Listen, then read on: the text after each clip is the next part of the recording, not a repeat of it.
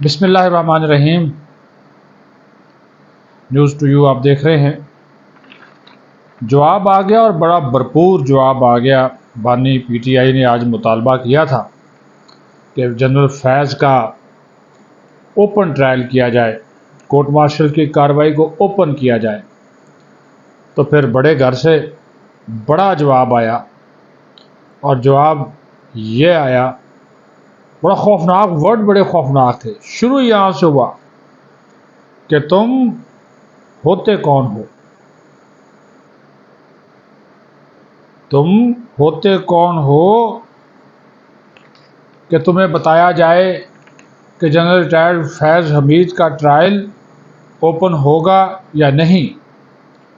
ساتھ ہی پھر سیکورٹیز رائے نے یہ کہا کہ اگر بانی چیئرمین کا اس معاملے یعنی کہ جنرل ریٹائرڈ فیض حمید کے معاملے میں ٹرائل ہوا تو تسلی رکھیں خان صاحب، تسلی رکھیں، آپ کا ٹرائل اوپن ہی ہوگا، تاکہ ساری دنیا کو پتہ چلے کہ آپ کیا کرتے رہے ہیں اور کیا کرواتے رہے ہیں۔ یہ ہے جناب دو ٹوک جامع، اور اس 3 سطری بیان میں بہت کچھ چھپا ہوا ہے، آپ یقین مانیے۔ جو کڑیاں ملی ہیں جنرل ریٹائرڈ فیض حمید، مرشد اور عمران خان نیازی، یہ جو کڑیاں، جو ٹرائکا ہے، بچنے والا نہیں ہے۔ اور آج کا یہ جو سیکورٹیز رائے کا جو ایک رد عمل ہے، موقف ہے، اس کو آپ ایسے مت سمجھیں۔ لگ رہا ہے کہ خان صاحب کا کیس فوجی عدالت میں جائے گا اور پھر دنیا دیکھے گی، اس کا ٹرائل پھر اوپن ہی ہوگا۔ یہ جملے جو آج کہے گئے ہیں نا، یہ جملے ایسے نہیں ہیں۔ اور پھر اس بندے کی بے مروتی دیکھیے، وہ مجھے سمجھ، یہ عجیب و غریب بے مروتی، بے وفائی، اور یہ اس کی پرانی عادت ہے، یو ٹرن لینا اور لوگوں کو استعمال کر کے چھوڑ دینا۔ چلیں چھوڑیں اس بات کو، وہ بیچ میں نہیں لانا چاہتا، وہ پھر کہیں گے جی آپ یہ ذاتیات پہ آ گئے ہیں، میں وہ بات نہیں کرنا چاہتا۔ لیکن کہتا ہے فیض حمید ریٹائر ہو گیا، ہیرو سے زیرو ہو گیا، میرا اس کی ریٹائرمنٹ کے بعد کوئی تعلق نہیں۔ واہ بھائی واہ، موج میلہ اس کے ذریعے کرتا رہا، سیاسی دشمنوں کو جیل بھجواتا رہا، نیب کے کیس بنواتا رہا، کسی صحافی کو پکڑواتا رہا، ایف آئی اے سے پھانٹی لگواتا رہا، وہ سارا اس وقت وہ ٹھیک تھا۔ اور جب جناب اس سے کام نکل گیا تو آج کہتا ہے کہ میرا تو اس سے کوئی تعلق ہی نہیں تھا، میرا اس سے کوئی تعلق ہی نہیں تھا، وہ ریٹائر ہو گیا تو اس کے بعد فارغ۔ یہ اس نے خود کہا، آج گفتگو میں کہا۔ اور پھر ایک طرف اسے کہتا ہے، یہ دیکھیں یہ بھی فوراً اپنی بات سے، اور ایک طرف کہتا ہے کہ جناب میرا فیض سے کوئی تعلق نہیں، اور دوسری طرف کہتا ہے کہ جنرل ریٹائرڈ فیض حمید کا اوپن ٹرائل کیا جائے۔ ملٹری کورٹس آرمی ایکٹ کے اندر جو فوجی کارروائی ہے یا جو کورٹ مارشل کی کارروائی ہے، یہ جو کورٹ مارشل کی کارروائی ہے، اس کا ایک طریقہ کار ہے بڑا واضح۔ اس میں وہ ایک عدالت ان کیمرہ بیٹھتی ہے، لیکن اس میں وکیل کی اجازت ہوتی ہے۔ جنرل ریٹائرڈ فیض حمید کے بھی ایک ریٹائرڈ بریگیڈیئر وکیل ہیں، وہ پیش ہو رہے ہیں، پروسیڈنگ چل رہی ہے، اور یہ ہے اگست کی، آج 21 تاریخ ہے۔ اس مہینے کے آخر میں یا ستمبر کے شروع میں اس جنرل ریٹائرڈ فیض حمید کا جو فیصلہ ہے وہ آ جانا ہے، یہ میں آپ کو بتا دوں۔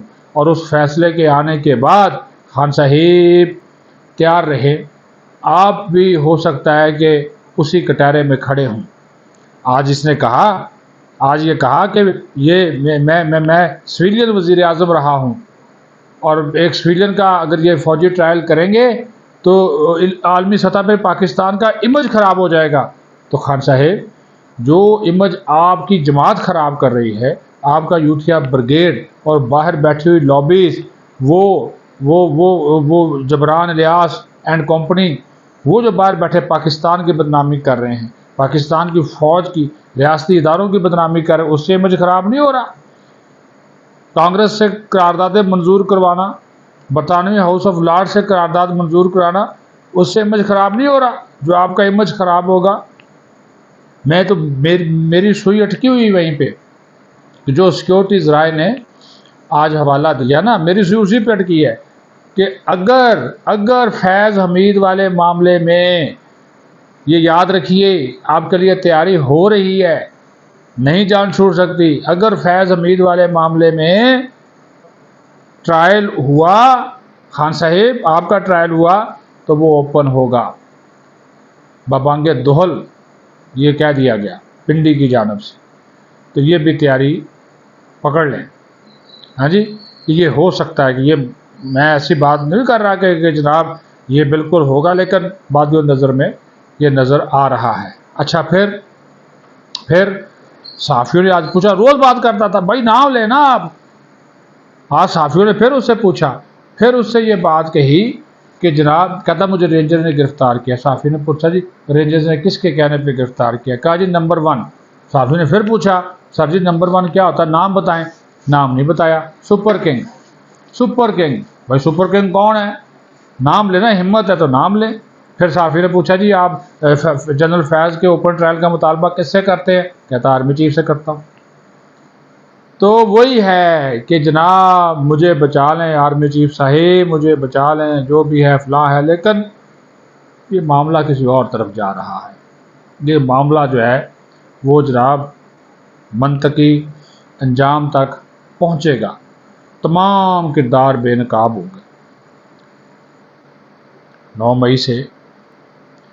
مئی سے لے کر اب تک جو اہم لوگ حراست میں لیے گئے نا، ان کی تعداد 600 سے زیادہ ہے۔ میں پی ٹی آئی کے کارکنوں سے ہٹ کے بات کر رہا ہوں، سیکیورٹیز رائے، دفاعی ذرائع کے حوالے سے میں بات کر رہا ہوں، جس میں ریٹائرڈ جرنیل شامل ہیں، بیوروکریٹس شامل ہیں، جس میں ان کے جو سابق ججز ہیں وہ شامل ہیں، سے تفتیش کی گئی، ایک جج سے بھی معاملہ کیا گیا۔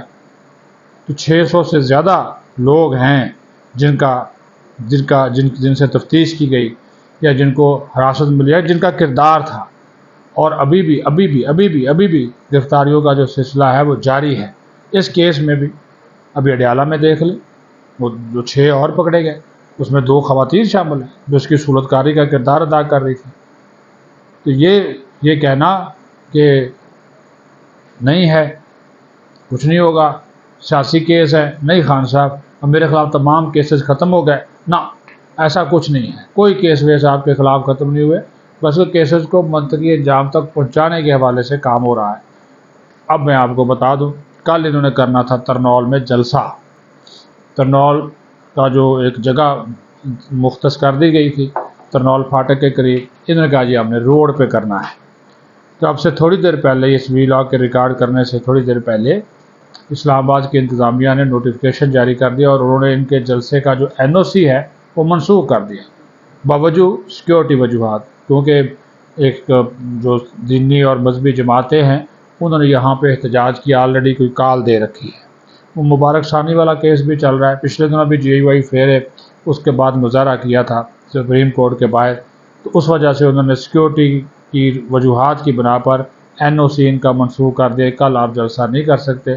اگر اس کے باوجود یہ کل جلسہ کریں گے تو پھر جو ہے وہ گڑبڑ ہوگی، پکڑ دکڑ ہوگی، کنٹینر ویسے لگ گئے ہیں، ریڈ زون مکمل طور پر سیل کر دیا گیا ہے۔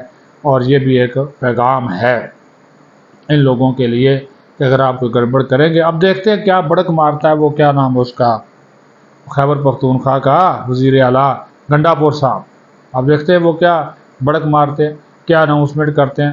لیکن یہ جو سٹیٹمنٹ ہے، یہ جو ایک بیانیہ ہے کہ ڈسٹرکٹ انٹیلیجنس کمیٹی تھی، اس کی رپورٹ تھی، انہوں نے کہا جی کہ یہ ایک ہجوم ہے، اس کو چونکہ کنٹرول کرنا مشکل ہوتا ہے جلسے کا ہجوم، تو اس وجہ سے جناب ان کی کوئی واضح طور پر عزائم بھی نہیں ہے، اور پھر جو کرکٹ ٹیم ہے بنگلہ دیش کی وہ اسلام آباد میں ہے، شدید سیکیورٹی کنسرن ہے، تو لہٰذا ان کو وہ جلسے کی اجازت نہیں دی گئی ہے۔